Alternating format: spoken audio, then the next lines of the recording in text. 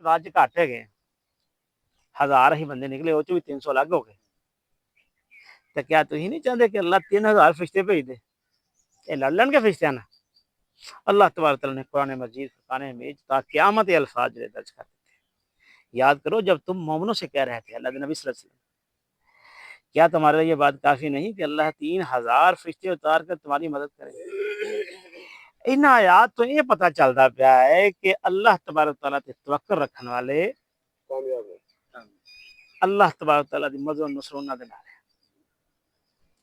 औखा अज दे दौर दे अंदर है, शा औखा उस दौर दे अंदर मौजूद सी। अज भी ਜਿਹੜੇ लोग ईमान मुकम्मल ਉਹਦੇ ਨਾਲ मैदान च उतरते हैं, फिर उस तो बाद साबित कदम रहते हैं, तो तीसरी गल सबर करते हैं, तो फिर अल्लाह तबारक तआला की मदद इसी तरह फरिश्ते के जरिए आती है। अज के दौर तुम देख लो, तुम हर जगह तो नजर आएगी।